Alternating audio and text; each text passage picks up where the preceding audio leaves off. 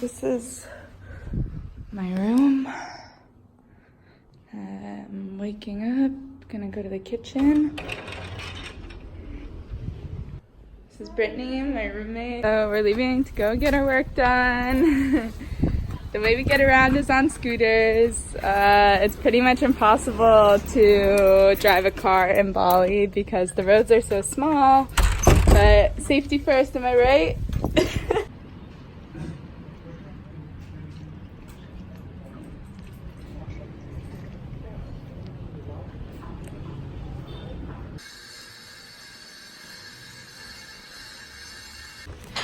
So just finished a nice morning, early afternoon of work. Gonna go get something to eat. All right, hop on.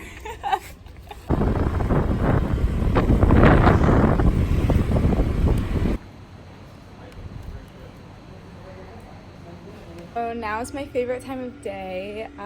It's about to be sunset, so I always go down to the beach and sit on this little ledge. I love taking sunset walks on the beach. I do it almost every night. I also do it whenever I need to clear my head. It's super nice, relaxing, and you always get a good view.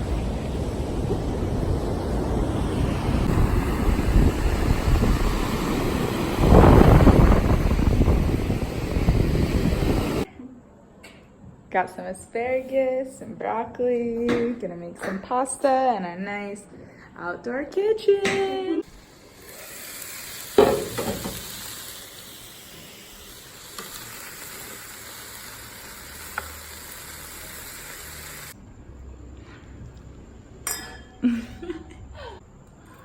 How's your pasta?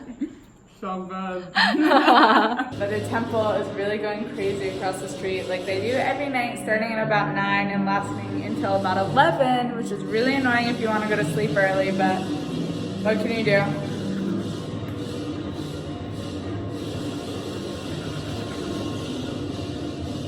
And that's the end of a day in my life in Bali. Hope you enjoyed following along. I can't wait to go to sleep. So this right here is my friend Jane Elmitz. She is from Brookline, Massachusetts.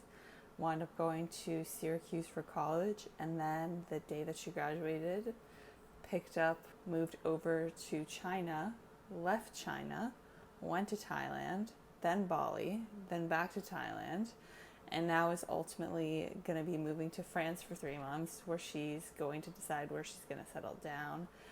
She'll talk more about it as we get into it, but she's deciding between Hong Kong or South America, or I believe Thailand as well. Like 3 completely different places.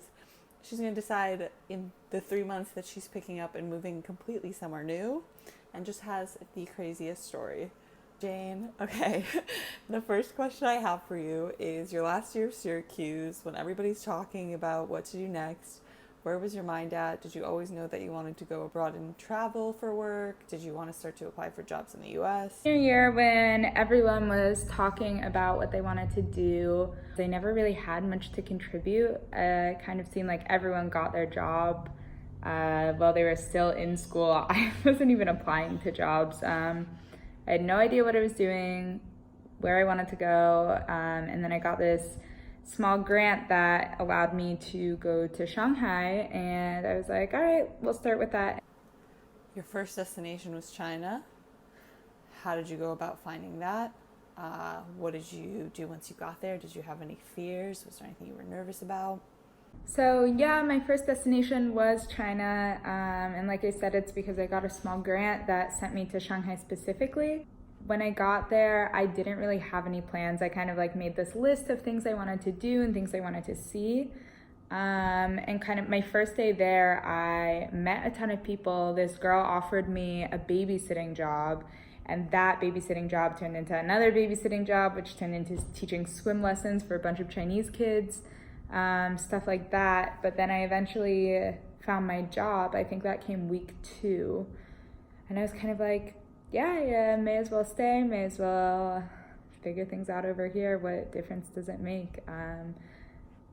to be honest, I didn't really have any fears initially because I knew that if it didn't work out, I could always just go home and take a more traditional route. But luckily that never happened, and I kind of stuck it out, and things turned out really well. I ended up leaving China after about 7.5, 8 months.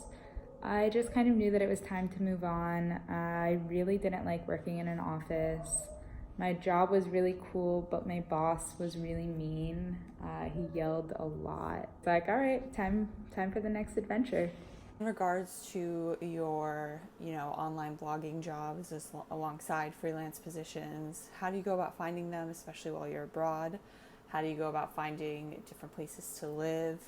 Every in-between thing that you have to figure out. So figuring out things abroad is just kind of like the living abroad experience. There's never anything that's set in stone. It's pretty much you just roll with the punches, and I learned to just say yes to whatever, because one thing eventually leads to the next thing. I found my initial freelance work from Facebook. Big groups called like digital nomad groups. So it's basically full of remote workers looking for jobs, looking for advice, sharing wisdom. It's a pretty cool online community. So put out a post, hire me. I can write, I can research, and I got a ton of responses, like over 10 offers for work, and I kind of picked and chose based on the work itself and the people that were asking me to do the work, because good clients are everything. So yeah, that's how I found my work. The way I choose where to go next is pretty much, again, rolling with the punches. So I ended up in Chiang Mai first, just because it was a city that I knew and that I was familiar with, and a city that I really liked. And from there, my friend was like, hey, you should come check out Bali. I was like, yeah, I'll come check out Bali. And so I was in Bali for about 3 weeks when I had an interview for my full-time position, and my boss was like, are you willing to come work in Chiang Mai for a month? I was like, heck yeah, I'm willing to come work in Chiang Mai for a month. So I ended up in Chiang Mai for 2 months, and then I was like, my friend was like, I have this room in Bali in my super cool villa, and I was like, all right, guess I'm coming back to Bali. So yeah, it's pretty much just whatever works, whatever makes sense. I've taken some trips in between, but where I go next, who knows? Do you feel as though your parents have been supportive of you throughout the entire way? Oh my God, my parents have been so supportive, like unbelievably supportive. When I was leaving China in the first place, I called them, I was like, there's a really cheap flight home, like, should I just come home? Both of my parents immediately were like, you should go to Chiang Mai. Like, it was a unanimous decision between them. They didn't even skip a beat. They were like, go follow your dreams. And they've been so supportive. Like, I've run into some roadblocks just like living in Asia. Things happen. Like, I got all my shit stolen last weekend, and that was really tough. And the first thing I did was call my parents, like, I don't know what to do, like, blah, blah, blah, blah, blah. And immediately, like, they always have solutions to problems like that. And just general support. Like, it's hard to be away from home sometimes, but just knowing that they're there for me, they're rooting for me every single step of the way is super cool. And I know that I'm really, really lucky to have parents like that. Shout out mom and dad, you're the best. Has there ever been a day or a point alongside, traveling? You've worked now in 3 different countries, have these amazing experiences where you kind of were just ready to throw in the towel and head back home?